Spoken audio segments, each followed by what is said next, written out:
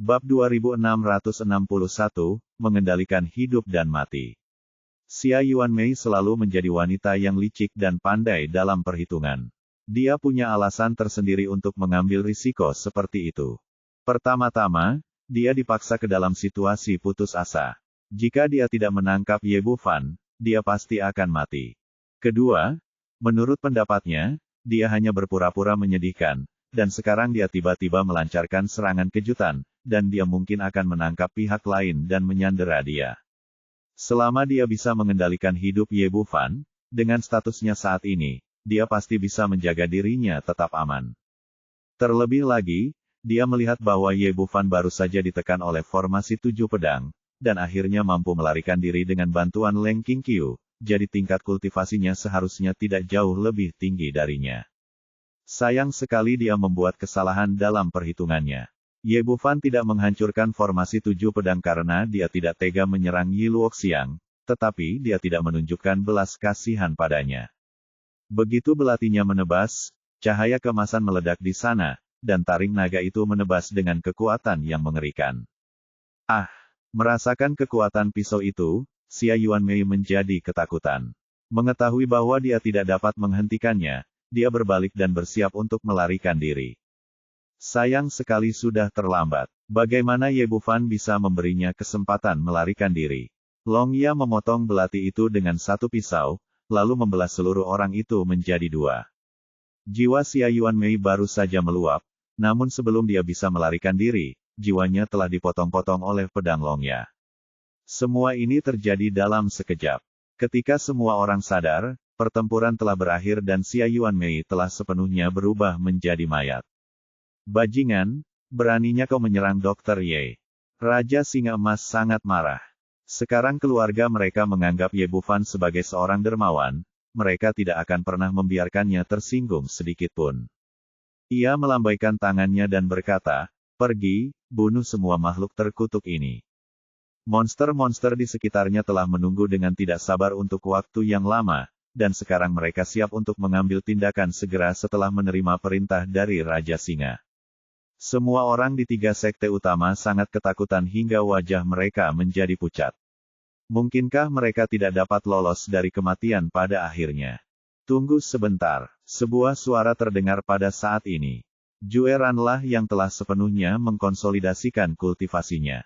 Dia menyelesaikan pelatihannya dan mendapat pemahaman umum tentang situasi dari Zhongli Mei. Melihat 3 sekte besar akan mengalami bencana yang menghancurkan, dia segera melangkah maju untuk menghentikannya. Lagi pula, dia berasal dari lembah Jueqing, dan dia tidak tega melihat sektenya hancur total. Jue Ran tahu bahwa sekarang semuanya telah dikuasai oleh Ye Bufan, lalu menghampirinya dan berkata, "Dr. Ye, Anda tidak bisa membunuh begitu banyak orang, mereka semua tidak bersalah." Melihat seseorang berdiri untuk memohon kepada mereka, Qi Yuan berkata cepat, "Ya, Dr. Ye, mereka adalah tulang punggung umat manusia kita. Jika kita membunuh mereka semua, kekuatan kita pasti akan sangat rusak." Orang ini juga licik dan tahu bahwa dia tidak punya banyak muka, jadi dia langsung mengangkat ras manusia. Jiang Wenzhao juga berkata, "Anda benar. Karena pelaku utama telah diadili, tidak perlu melibatkan begitu banyak orang yang tidak bersalah. Mohon, Dr. Ye, tunjukkan belas kasihan." Kedua pria itu berbicara dengan tulus, memohon untuk semua orang dan juga untuk diri mereka sendiri. Tepat pada saat itu, mereka jelas merasakan niat membunuh yang kuat dari Raja Singa Emas, dan mereka takut dia akan menyerang mereka di saat berikutnya. Ye Bufan mengerutkan kening tetapi tidak langsung mengungkapkan pendapatnya. Raja Singa Emas berkata, "Dr. Ye, sekarang kedua cucuku telah ditemukan. Kau dapat membunuh mereka atau menyimpannya sesuai keinginanmu. Semua yang ada di sini diserahkan padamu." Orang-orang di sekitar memandang Ye Bufan dan menyadari bahwa nasib mereka sepenuhnya dikendalikan oleh pemuda ini. "Dr. Ye, mohon ampunilah kami. Kami semua tidak bersalah dan tidak tahu apa-apa." Tak seorang pun tahu siapa yang mengambil inisiatif, namun mereka berlutut dan memohon belas kasihan, diikuti oleh orang lain yang juga berlutut. Orang-orang yang dibawa oleh lembah angin ilahi dan istana surga semuanya adalah pejuang kuat di atas panggung Void, tetapi pada saat ini tidak ada seorang pun yang peduli dengan wajah mereka dan berlutut di tanah terlebih dahulu. Orang-orang ini tahu betul bahwa jika Ye Bufan memulai pembunuhan massal, mereka akan menjadi orang pertama yang menderita. Hal ini bahkan lebih berlaku bagi para pengikut lembah Jueqing, mereka masih bingung sampai sekarang. Semua orang berlatih dengan baik di sekte tersebut, dan tidak seorang pun menyangka bahwa begitu banyak bencana akan tiba-tiba menimpa mereka. Beberapa jam yang lalu, ia merupakan salah satu dari 4 sekte paling kuat, tetapi sekarang ia dalam bahaya kehancuran. Karena itu, tidak seorang pun dari mereka ingin mati, dan mereka semua berlutut. Pada akhirnya, hanya Duan Feng yang berdiri di sana dengan tiba-tiba. Meskipun dia juga takut terhadap kematian, sebagai kepala keluarga dia tetap harus mempertimbangkan wajahnya sendiri. "Apa yang kau lakukan? Berlututlah!" Qi Xiuyuan berteriak dengan marah. Kemudian tekanan besar menghampirinya, memaksa Duan Feng berlutut. Dia sekarang takut kalau ada yang akan membuat Ye Bufan marah, dan kalau dia benar-benar memberi perintah, semuanya akan habis. "Dokter Ye, tolong beritahu saya bagaimana cara menghadapi orang-orang ini." Jiang Wenzhao memiliki ekspresi menyanjung di wajahnya. Orang ini juga sangat licik dan langsung memisahkan diri dari orang-orang dari 3 sekte besar dalam perkataannya. Tatapan Ye Bufan bergerak dan akhirnya mendarat pada Feng Xiandao dan Si Chunyang. "Apa tujuan kedua sekte besar kalian datang ke sini hari ini? Jelaskan padaku sekarang." Ini, Feng Xiandao ragu-ragu sejenak, lalu akhirnya menceritakan seluruh situasinya, termasuk membiarkan lembah Jueqing saling membunuh terlebih dahulu, lalu membunuh Ye Bufan dan yang lainnya. Akan tetapi, dalam perkataannya, dia menyalahkan Feng Rusong sepenuhnya. Lagi pula, orang itu sudah meninggal, jadi tidak masalah jika ia menanggung kesalahan lebih lanjut. Hal yang sama berlaku bagi Si Chunyang, yang menggambarkan dirinya sebagai korban dan menyalahkan Xia Yuanmei. Setelah mendengar ini, wajah Duan Feng menjadi sangat jelek. Ia tidak pernah menduga bahwa dirinya digunakan sebagai pisau secara tak kasat mata. Feng Xiandao memohon, "Dokter Ye, aku benar-benar tersihir oleh penjahat Feng Rusong itu, kalau tidak aku tidak akan pernah menjadi musuhmu." Si Chunyang menyusul, "Itu benar, aku tersihir oleh wanita jalang Xia Yuanmei itu, kalau tidak aku tidak akan pernah menyinggung Dokter Ye."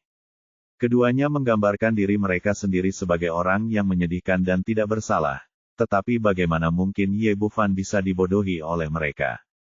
Sebagai pemimpin sekte, jika Anda bahkan tidak bisa mengendalikan pendapat Anda sendiri, apa gunanya Anda dipertahankan? Ye Bufan melambaikan tangannya, "Bunuh kedua orang ini, dan usir yang lainnya dari lembah Jueqing." Sebelum Leng Qingqiu sempat bereaksi, Jiang Wenzhao dan Qi Xiuyuan mengambil langkah pertama. Masing-masing dari mereka menggunakan pedang untuk langsung membunuh Si Chunyang dan Feng Xiandao. Mereka berdua kini berusaha sekuat tenaga untuk tampil, takut kalau Ye Bufan tidak senang dan menjatuhkan hukuman mati pada mereka juga. Setelah menyimpan pedangnya, Qi Xiuyuan menatap murid-murid istana Jile dan lembah Sen Feng yang tersisa. "Apa kalian tidak mendengar apa yang dikatakan Dokter Ye? Keluar dari sini sekarang juga." Orang-orang ini tadi ketakutan setengah mati, tetapi sekarang mereka telah menyelamatkan nyawa mereka. Mereka sangat gembira lalu berbalik dan lari, lolos sepenuhnya dalam sekejap mata. "Baiklah, kalian juga boleh pergi." Ye Bufan melambai pada kedua orang itu lagi. Qi Xiuyuan dan Jiang Wenzhao sangat gembira sehingga mereka berbalik dan lari tanpa mempedulikan status dan wajah mereka. "Ada monster level 10 berdiri di sampingku dan aku dalam bahaya kehilangan nyawaku kapan saja. Semakin cepat aku berlari, semakin baik, semakin jauh aku berlari, semakin aman pula aku." Ye Bufan berbalik dan menatap Raja Singa Emas lagi, "Masalah ini hanya tindakan pribadi dan tidak ada hubungannya dengan orang lain. Sekarang cucumu telah ditemukan, silakan kembali, Tuan Raja Singa." "Baiklah, hari ini aku akan memberikan wajah ini kepada Dokter Ye." Setelah Raja Singa Emas berkata demikian, dia melambaikan tangannya dan mundur ke hutan monster bersama para monsternya yang berukuran apapun. Begitu monster-monster ini pergi, tekanan pada seluruh lembah Jueqing langsung berkurang. Tatapan mata Ye Bufan bergerak dan akhirnya jatuh pada Duan Feng lagi. Bab 2662 Segel yang tidak bisa dipecahkan. Pemenangnya adalah raja dan yang kalah adalah pencuri. Aku menyerah. Duan Feng sangat lugas dan hanya menundukkan kepalanya untuk mengakui kekalahan. Meskipun Raja Singa Emas pergi bersama pasukan monsternya, ada dua prajurit kuat pada periode penyeberangan kesengsaraan yang berdiri di pihak mereka, yang jauh melampaui kemampuan orang-orang yang dimilikinya. Aku bersedia bunuh diri, aku hanya memintamu untuk mengampuni murid-muridku di lembah Jueqing. Dr. Ye, sebelum Ye Bufan bisa mengatakan apapun, Jueran menatapnya dengan tatapan memohon. Dia tampak dingin dan tidak baik, tetapi sebenarnya dia sangat mementingkan sekte tersebut. Ye Bufan melambaikan tangannya, memberi isyarat padanya untuk tidak berbicara, lalu menatap Duan Feng. Karena kau pernah menyelamatkan siang-siang, aku bisa mengampuni nyawamu, tetapi kau harus menyetujui 3 syarat. Pertama, serahkan posisimu sebagai pemimpin sekte dan beri jalan bagi tetua agung. Kedua, tinggalkan lembah Jueqing dan jangan tinggal di sini. Ketiga, dan yang terpenting, segera lepaskan segel siang-siang untukku. Dr. Ye, saya tidak ingin menjadi pemimpin sekte. Jueran ingin mengatakan sesuatu, tetapi Ye Bufan melambaikan tangannya untuk menyela. Ini adalah keputusan saya, tidak ada ruang untuk negosiasi. Anda menjadi pemimpin sekte tidak hanya untuk diri sendiri, tetapi juga untuk para murid lembah Jueqing. Aturan di sini harus diubah. Melihat apa yang terjadi pada Yi Loxiang, Jueran dan yang lainnya di sini membuatnya merasa kasihan, jadi dia ingin membantu lembah Jueqing mengambil langkah penting dan mengubah aturan sekte di sini.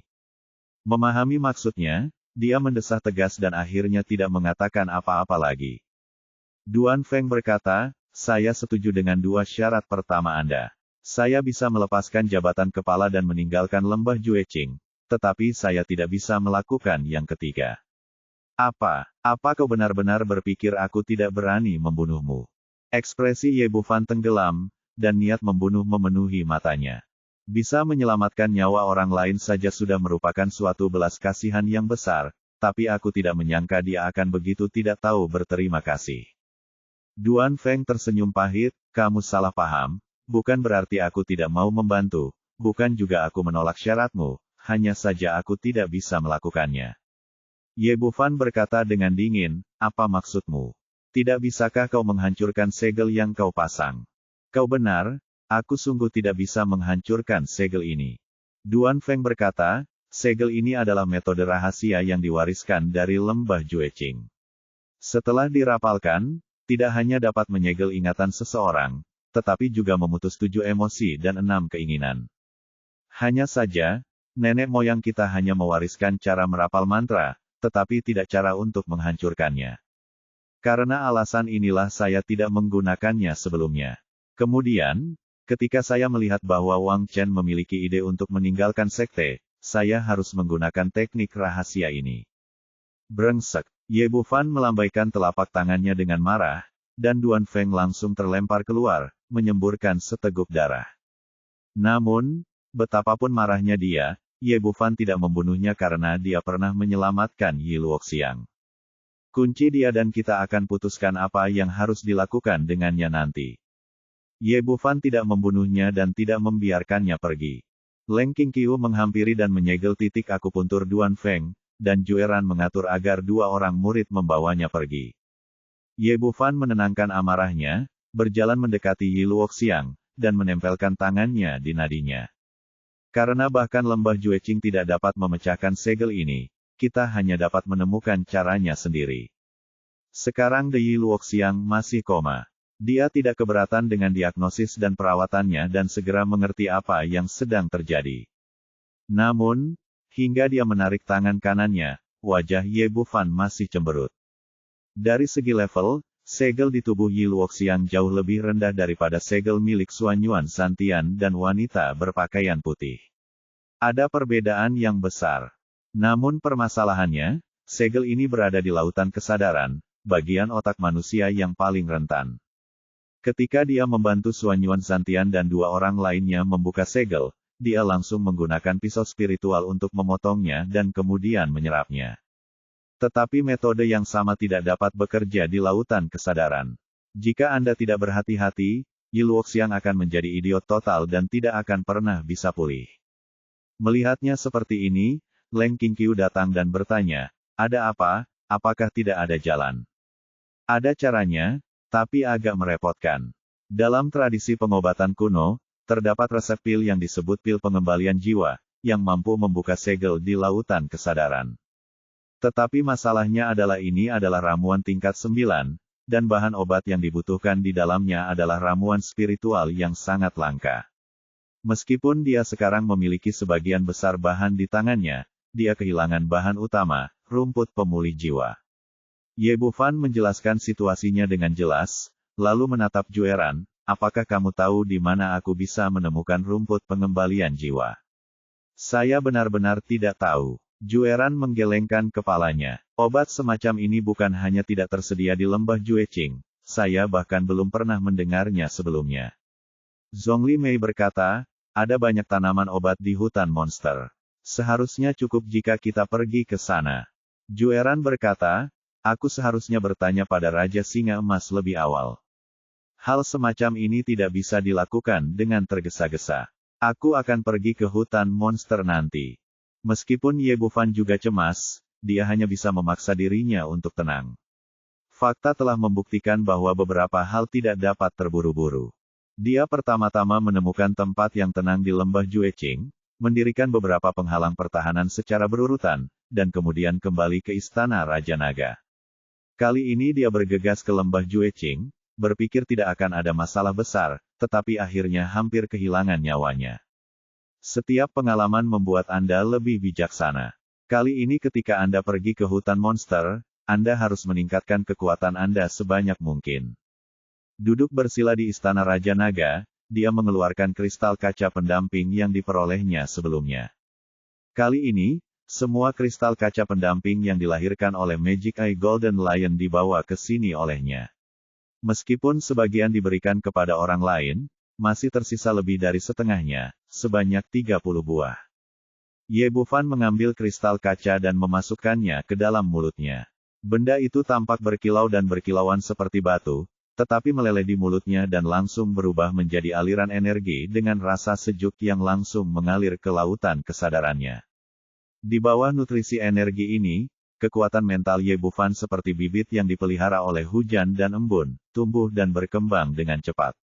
Dalam waktu kurang dari setengah jam, terjadi ledakan keras dalam pikirannya, dan kekuatan mentalnya telah mencapai tahap tengah Mahayana. Itu benar-benar barang bagus. Ye Bufan membuka matanya, wajahnya penuh kegembiraan. Tak heran banyak orang berebut mendapatkan kompanion colored gelas kristal. Dampak peningkatan kekuatan mental sungguh tak tertandingi. Kemudian dia melanjutkan menelan, dan setelah mengambil 2 potong kristal kaca pendamping, dia mencapai tahap Mahayana akhir, dan kemudian mengambil 4 potong untuk mencapai puncak Mahayana.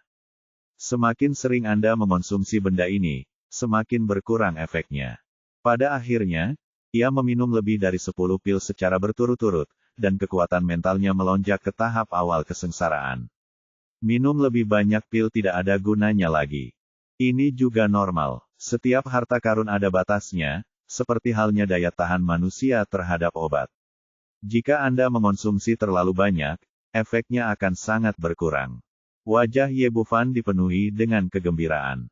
Peningkatan yang signifikan ini telah membuatnya sangat puas. Dengan kekuatan mentalnya yang dahsyat saat ini, saat ia menggunakan pedang spiritual, ia dapat menghancurkan siapapun yang ditemuinya di puncak tahap Mahayana. Sekalipun ia bertemu orang kuat di tahap awal tahap kesengsaraan, ia masih bisa bertarung. Setelah melakukan semua ini, dia meninggalkan istana Raja Naga. Untuk mencegah kecelakaan terjadi pada Yi Luoxiang, dia meninggalkan Leng Qingqiu, Zhongli Mei dan yang lainnya di lembah Jueqing. Segalanya telah diatur, dan dia menuju hutan monster sendirian. Namun saat dia berada ribuan mil jauhnya, tiba-tiba terdengar ledakan tawa kemenangan. Hahaha, nak, apakah kamu akhirnya berhasil keluar? Mari kita lihat siapa yang bisa membantumu kali ini. Saya akan mengulangi tingkat kultivasi protagonis, karena orang-orang sering tidak mengerti, jadi jangan berpikir saya mengomel. Tubuh fisiknya berada pada tahap pencapaian agung dari seni pemurnian tubuh api, yang setara dengan puncak Gua Void. Tingkat kultivasinya berada di puncak Gua Void, tetapi kekacauannya kuat, dan kekuatan tempurnya setara dengan puncak Mahayana. Kekuatan mentalnya berada pada tahap awal Mahayana sebelumnya, dan sekarang telah ditingkatkan ke tahap awal penyeberangan kesengsaraan. Bab 2663 Kaisar Suyong. Ye Bufan menoleh ke belakang dan melihat dua sosok menghampirinya. Mereka adalah dua diaken istana Taixu yang telah pergi lebih awal, Qi Xiuyuan dan Jiang Wenzhao. Pada saat ini, kedua pria itu tidak lagi memiliki sanjungan dan rasa hormat yang mereka miliki sebelumnya, tetapi sebaliknya memiliki wajah penuh amarah dan niat membunuh. Melihat kedua orang ini, Ye Bufan sedikit mengernyit. Dia pikir tidak akan ada masalah dalam bergegas ke hutan monster kali ini. Bagaimanapun juga, hubungannya dengan Raja Singa Emas ada di sana. Tetapi gagasan kedua orang ini menghalangi jalannya dan membunuhnya agak di luar dugaannya. Apakah ada yang salah? Meskipun Ye Bufan merasa pihak lain memiliki niat buruk, dia tidak terlalu panik. Apakah ada yang salah? Apakah kamu tidak tahu apa yang telah kamu lakukan? Qi Xiuyuan sangat marah. Wah, bukankah kamu begitu sombong sebelumnya? Sekarang kamu tidak memiliki monster untuk mendukungmu. Aku bertanya-tanya apa yang masih bisa kamu sombongkan. Jiang Wenzhao juga menggertakkan giginya. Kau benar, kami saudara-saudara sudah lama menunggumu di sini, hanya untuk membalas dendam. Ternyata kedua orang ini, sebagai diaken istana Taixu dan orang berkuasa di masa kesengsaraan, belum pernah mengalami penghinaan seperti itu sebelumnya. Sebelumnya, demi menyelamatkan hidup mereka, mereka tidak berani menunjukkan emosi apapun di depan Raja Singa Emas, tetapi sangat patuh dan kooperatif. Namun setelah dia pergi, dia tidak dapat menahan amarah dalam hatinya, jadi dia diam-diam tinggal di dekat lembah Jueqing, menunggu kesempatan untuk membalas dendam. Meskipun Raja Singa Emas kemudian pergi bersama monster itu, Leng Qingqiu dan Jue Ran masih ada di sana. Mereka tidak yakin akan menang dan tidak bertindak gegabah. Tetapi kedua orang ini telah menderita penghinaan yang begitu besar, sehingga mereka tentu tidak mau pergi dan mereka masih tinggal di luar lembah Jueqing. Fakta membuktikan bahwa rencana mereka bagus. Tidak lama kemudian, Ye Bufan keluar sendirian, tanpa ada orang kuat di masa penyeberangan kesengsaraan di sisinya. Kedua pria itu tidak terburu-buru mengambil tindakan, tetapi mengikuti dengan tenang di belakang hingga mereka berada ribuan mil jauhnya, dan baru melompat keluar setelah memastikan tidak ada orang di sekitar. Balas dendam, apakah itu salah? Jika aku tidak mengatakannya padamu, kau pasti sudah mati di tangan Raja Singa Emas. Kau seharusnya berterima kasih padaku. Ye Bufan mengucapkan kata-kata itu sementara otaknya berputar cepat, memikirkan bagaimana harus menanggapinya. Kalau saja lawannya hanya satu, dia mungkin masih bisa melarikan diri dengan bantuan pedang spiritualnya, tetapi akan berbeda jika lawannya dua. Meskipun dia memiliki kekuatan tempur yang sebanding dengan seorang kultivator Mahayana Puncak, dia benar-benar rentan di hadapan seorang ahli tahap penyeberangan kesengsaraan. Bahkan jika kau menyerang salah satu dari mereka secara diam-diam, satu yang tersisa dapat mengubahmu menjadi abu hanya dengan satu serangan. Omong kosong, kalau bukan karena kamu, bagaimana mungkin kita bisa sampai ke lembah Jueqing? Kalau kita tidak datang ke lembah Jueqing, kita tidak akan bertemu monster-monster itu. Qi Xiuyuan penuh amarah dan menyalahkan Ye Bufan. Sebagai anggota istana Taixu, dia terbiasa bersikap superior pada hari kerja. Bagaimana mungkin dia bisa memikirkan kesalahannya sendiri, apalagi memiliki sedikit rasa syukur. Jiang Wenzhao berkata, benar sekali, nak. Kalau bukan karena kamu, bagaimana mungkin kami bisa menderita penghinaan hari ini? Kalau kamu ingin hidup, cepatlah berlutut dan bersujud kepada kami, saudara-saudara, 100 kali, dan mungkin kami bisa menyelamatkan hidupmu. Alasan mengapa mereka berdua tidak terburu-buru mengambil tindakan adalah karena mereka merasa sudah menang dan tidak perlu terlalu cemas. Kedua, dia ingin mempermalukan orang lain, melampiaskan amarahnya, dan kemudian membunuhnya. Ini tidak mungkin. Ye Bufan menggelengkan kepalanya, jika kau ingin bersujud, kau harus bersujud padaku. Bagaimanapun juga, Aku adalah penyelamatmu. Kamu benar-benar anak yang sombong, apakah kamu benar-benar berpikir ada orang yang dapat menolongmu? Melihat pihak lain tidak panik sama sekali dan tidak menanggapi mereka dengan serius, Qi Xiuyuan menjadi geram, dengan niat membunuh terpancar di matanya, dan hendak mengambil tindakan. Namun tiba-tiba, seberkas cahaya keemasan menyambar di depan matanya, dan ada sebuah tanda di tangan Ye Bufan, dengan kata Suantian tertulis di atasnya. Ordo Suantian. Setelah berpikir lama, dia hanya bisa mengandalkan tanda ini untuk mencobanya. Jika tidak berhasil, ia harus mencari cara untuk melarikan diri. Benar saja, begitu tanda ini keluar, ekspresi dua orang di depannya tiba-tiba berubah. Suantian Ling sama terkenalnya dengan Istana Taiksu di Istana Taiksu, yang melambangkan keagungan dan supremasi gerbang suci. Sebagai diaken, mustahil bagi mereka untuk tidak saling mengenal. Kedua pria itu terkejut hingga meninggal. Mereka tidak pernah membayangkan bahwa pemuda ini akan memiliki harta sebesar itu. Bagaimana menurutmu? Apakah kamu masih ingin bertindak sekarang? Ye Bufan secara alami dapat melihat bahwa tanda ini masih memiliki efek jera bagi kedua pria itu. Ini, Qi Xiuyuan dan Jiang Wenzhao saling berpandangan. Ini jelas di luar dugaan mereka. Mereka semula mengira bahwa tanpa perlindungan Raja Singa Emas, pemuda ini akan menjadi seperti daging di talenan bagi mereka berdua, dan mereka dapat memotongnya sesuka mereka dan membalas dendam padanya. Tetapi mereka tidak pernah menduga bahwa orang lain itu ternyata sedang memegang token Suantian di tangannya, yang mana membuat mereka bingung harus berbuat apa sejenak. Apakah ada hal lain yang harus kamu lakukan? Kalau tidak, aku harus pergi. Ye Bufan tersenyum tipis dan hendak pergi. Berhenti di situ, nak. Apa menurutmu pecahan papan nama itu bisa membuatku takut? Tubuh Qi Xiuyuan kembali dipenuhi dengan niat membunuh. Dia diam-diam mengirim pesan kepada Jiang Wenzhao, jika kita melepaskannya, kita akan menjadi musuh. Kita mungkin juga membunuhnya secara langsung. Lagi pula, tidak ada seorang pun di sekitar dan tidak ada yang akan tahu bahwa itu adalah kita. Jiang Wenzhao mengangguk. Dia pun sangat setuju dengan gagasan ini. Membunuh Ye Bufan tidak hanya akan membalas kebenciannya, tetapi juga menghindari masalah di masa depan. Jika tidak, menjadi musuh seseorang yang memegang token Suantian akan menjadi hal yang sangat menakutkan.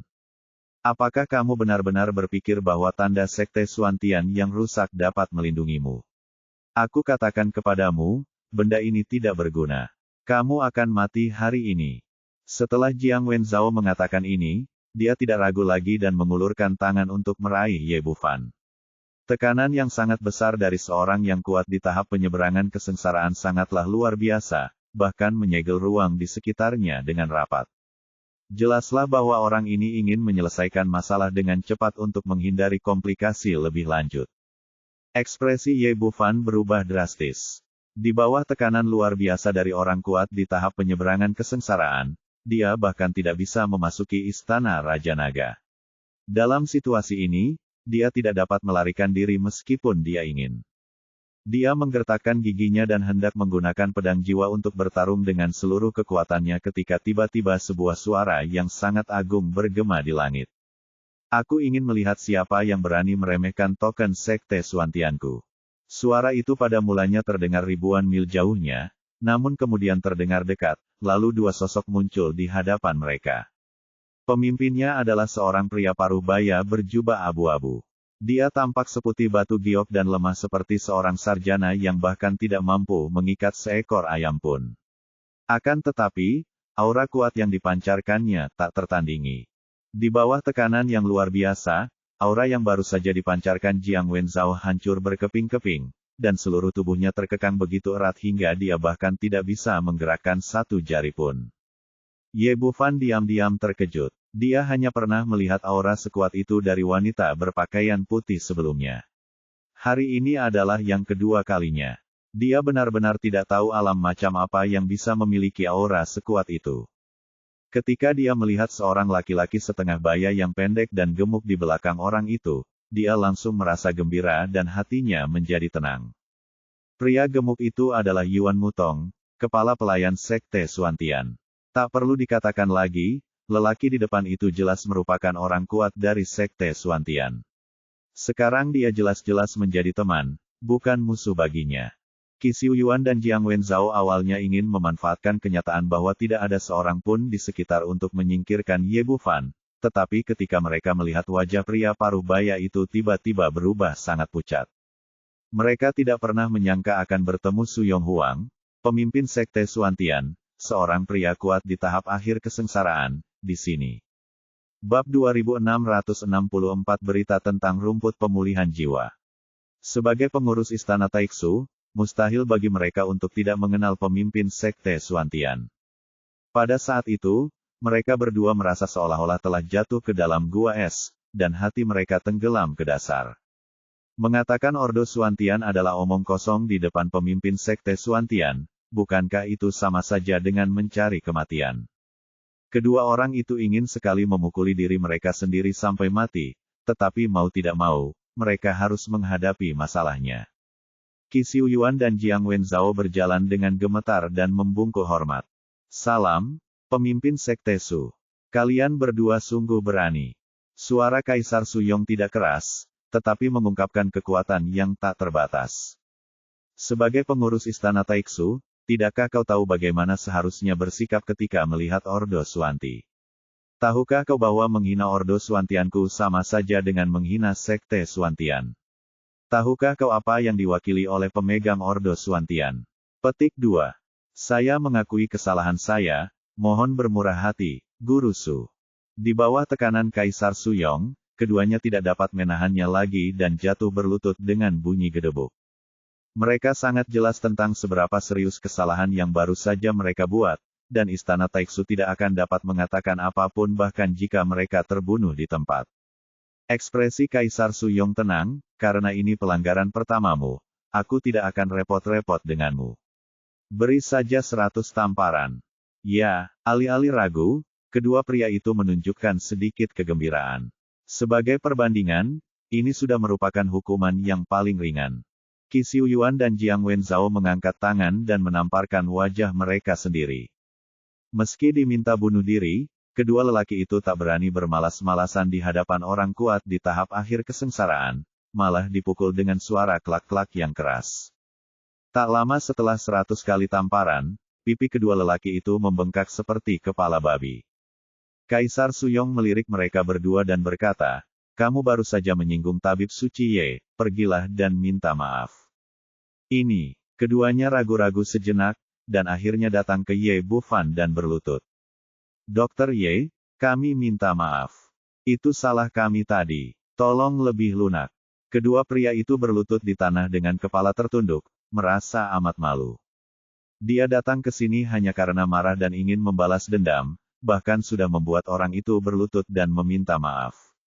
Namun, dalam sekejap mata, keadaan berubah total. Untungnya, wajah tua mereka biru dan bengkak, dan ekspresi mereka tidak terlihat sama sekali. Baiklah, keluar dari sini. Ye Bufan adalah pria yang tahu kapan harus maju dan kapan harus mundur. Karena Kaisar Su Yong tidak menghukum mereka dengan keras, dia tidak dapat berkata banyak. Kaisar Su Yong tidak mengatakan apa-apa, tetapi hanya melambaikan tangannya dengan santai. Kedua pria itu langsung melarikan diri dengan panik seolah-olah mereka telah diampuni. Setelah mereka pergi, Ye Bufan segera datang dan membungkuk, Junior, saya ingin mengucapkan terima kasih kepada Master Sekte Su karena telah membantu saya. Menghadapi Master Sekte Xuantian, dia menjaga sikapnya sangat rendah hati. Lagi pula, dilihat dari usianya, lelaki di depannya mungkin bukan seorang monster tua yang telah hidup bertahun-tahun. Jadi tak ada salahnya menyebut dirinya junior. Kaisar Su Yong tersenyum tipis, lupakan saja, tidak perlu bersikap sopan. Karena Anda memegang Ordo Xuantian, Anda mewakili sekte Xuantian kami. Apapun yang terjadi, aku harus berterima kasih kepada Master Sekte atas bantuanmu.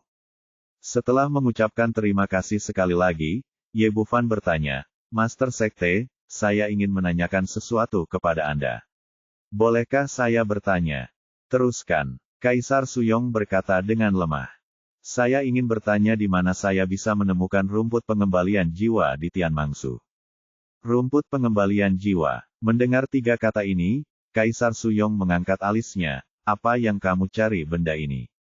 Ye Bufan tidak menyembunyikan apapun, saya ingin memurnikan tungku pil, tetapi saya kekurangan ramuan ini. Kaisar Suyong berkata, rumput pengembalian jiwa sangat sulit ditemukan, dan tidak diproduksi di Tianmangzu sama sekali. Ini, Ye Bufan ragu-ragu dan bertanya, apakah tidak ada di hutan monster? Meskipun ada banyak ramuan spiritual di hutan monster, tidak ada ramuan pemulih jiwa.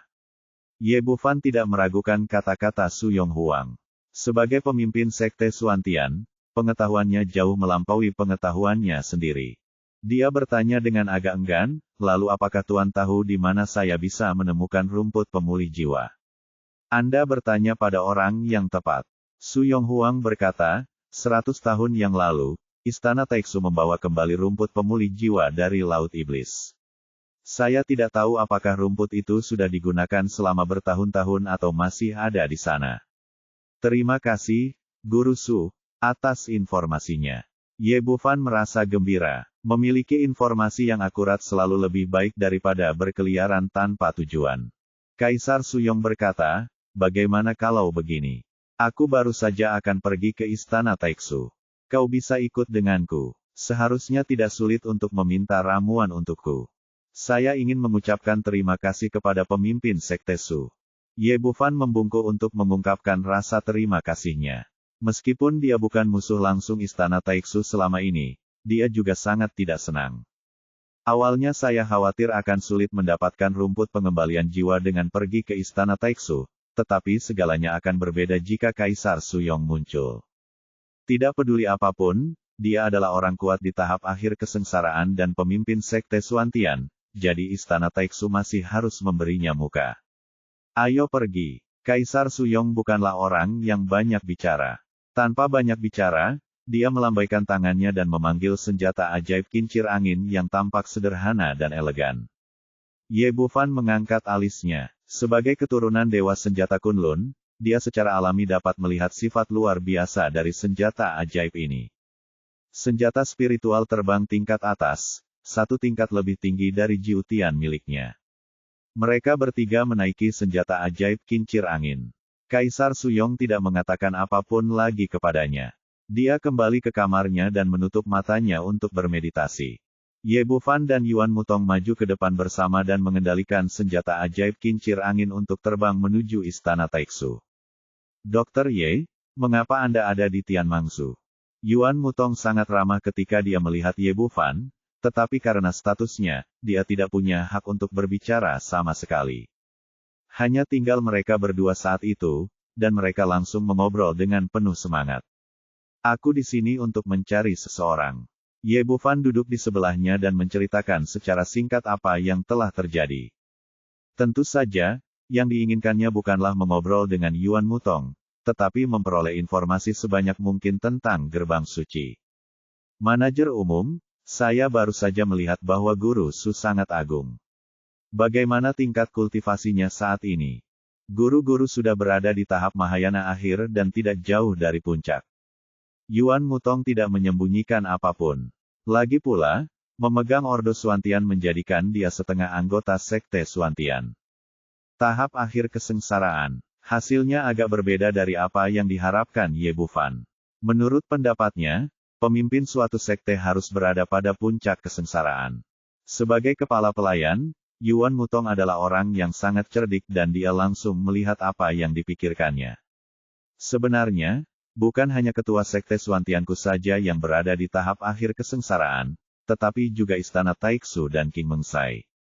Ye Bufan bertanya dengan heran, mengapa? Bukankah tiga sekte suci utama memiliki orang-orang kuat yang telah mencapai puncak kesengsaraan? Ya, bagaimana mungkin tidak ada? Yuan Mutong berkata, tiga sekte suci utama semuanya memiliki orang-orang kuat mereka sendiri yang telah mencapai puncak kesengsaraan, tetapi mereka semua melayani sebagai tetua tertinggi. Bagaimanapun, ketika seseorang mencapai tingkat kultivasi ini, mereka dapat menyentuh surga dan naik ke surga kapan saja, dan tidak lagi cocok untuk bertanggung jawab atas urusan sekte. Ye Bufan tiba-tiba menyadari bahwa ketika dia mencapai puncak Mahayana, dia hanya selangkah lagi dari kenaikan, dan dia tidak tahu kapan dia terbang menjauh. Jelas saja dia tidak cocok menjadi pemimpin sekte. Tiba-tiba ia tergerak dan teringat pada wanita perkasa berbaju putih. Manajer umum, apa level orang yang saya temui di kota Kekaisaran Naga Suci?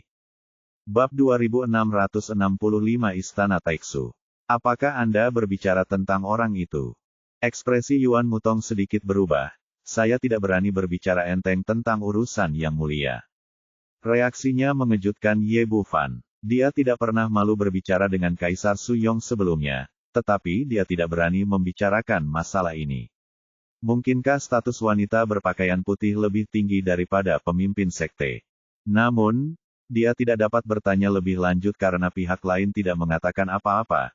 Jadi dia mengalihkan topik pembicaraan dan bertanya, berapa banyak orang kuat di atas tahap penyeberangan kesengsaraan yang ada di Istana Taiksu? Seberapa kuat mereka? Sebenarnya, dia ingin tahu tentang latar belakang Sekte Suci, tetapi urusan Sekte Suantian sulit dibicarakan, jadi dia langsung menggunakan Istana Taiksu sebagai gantinya. Yuan Mutong sangat bijaksana dan tentu saja tahu apa yang ingin dia ketahui, jadi dia tersenyum sedikit. Saya tidak begitu jelas tentang situasi spesifik Istana Taiksu, tetapi pasti ada beberapa orang yang telah mencapai puncak penyeberangan kesengsaraan. Orang-orang kuat lainnya di atas tahap penyeberangan kesengsaraan, jumlahnya sekitar 50 atau 60. Banyak sekali. Ye Bufan tidak dapat menahan diri untuk tidak terkesiap. Tampaknya dia masih meremehkan kekuatan gerbang suci. Lalu keduanya mengobrol sebentar. Yuan Mutong memberitahunya secara langsung tentang hal-hal yang nyaman untuk dibicarakan, dan hanya menertawakannya tentang hal-hal yang tidak nyaman untuk dibicarakan.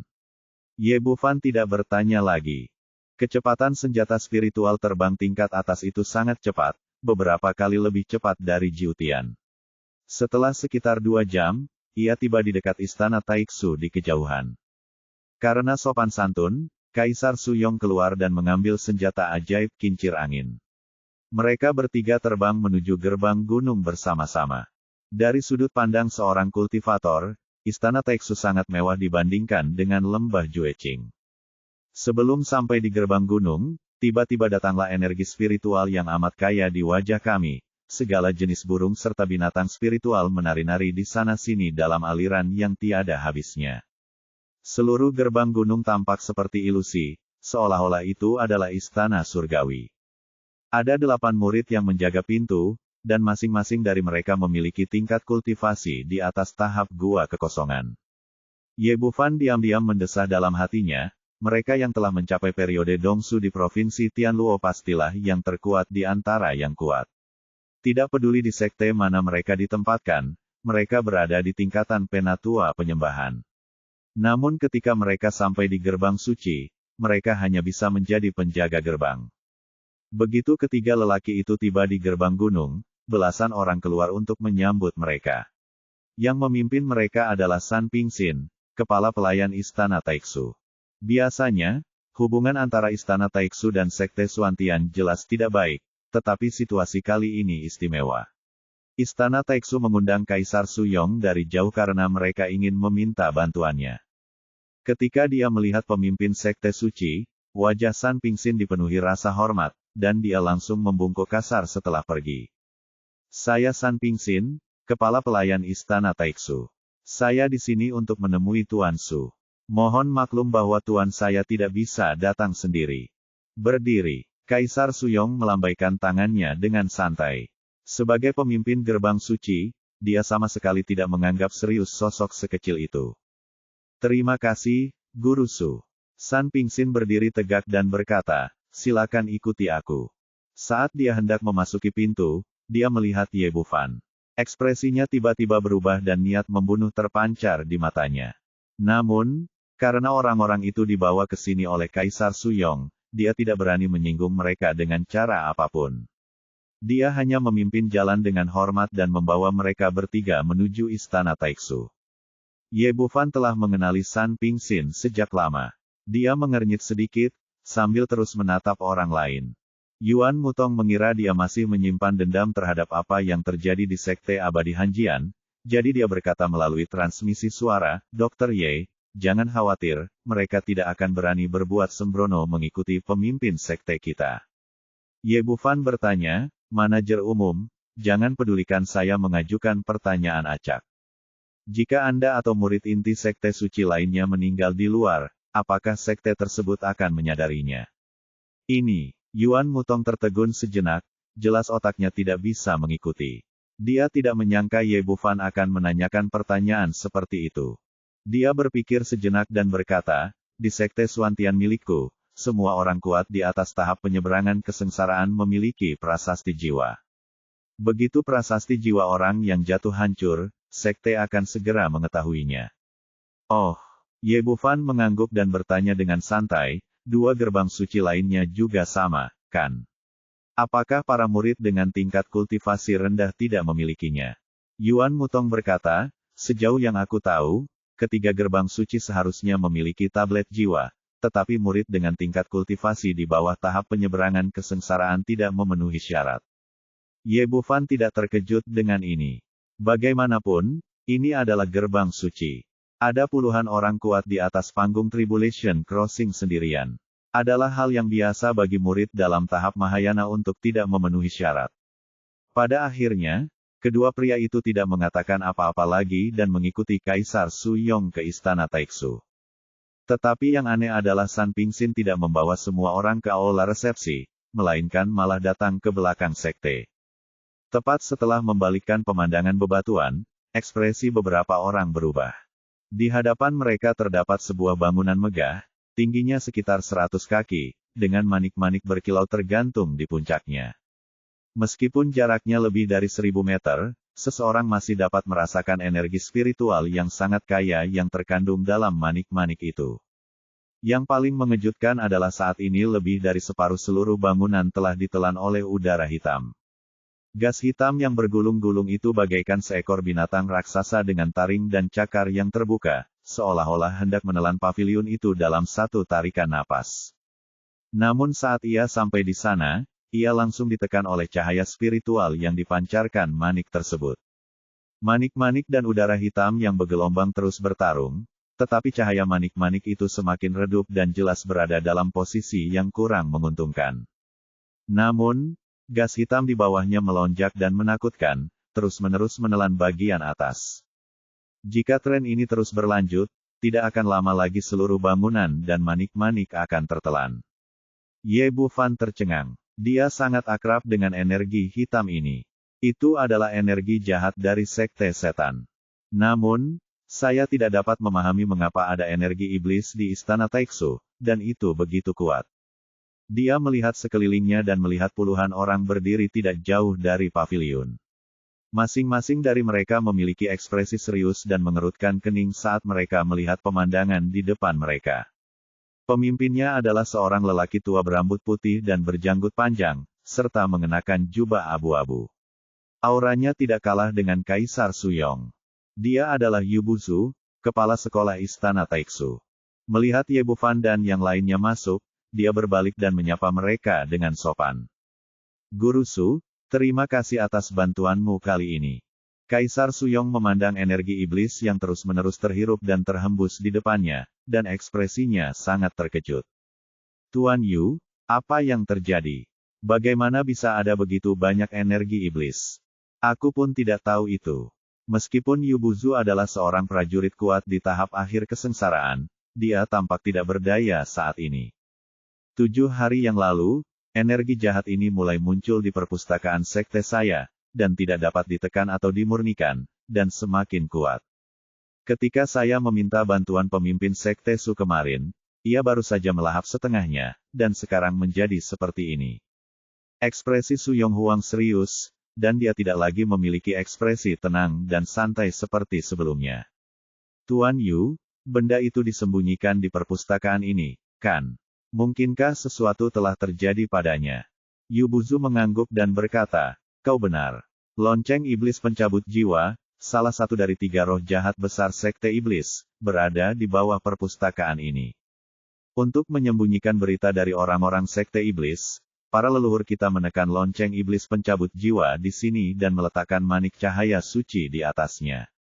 100 tahun telah berlalu dan semuanya baik-baik saja, tetapi aku tidak tahu mengapa tiba-tiba menjadi seperti ini baru-baru ini. Begitu banyak orang dari Sekte Tian telah mencoba yang terbaik, tetapi masih tidak dapat memecahkannya. Aku merasa bahwa lonceng iblis pencabut jiwa akan segera lepas, jadi aku meminta bantuan Guru Su. Dia mengira Ye Bufan adalah murid Sekte Xuantian, jadi dia tidak menyembunyikannya dan menceritakan seluruh rahasianya tanpa ragu.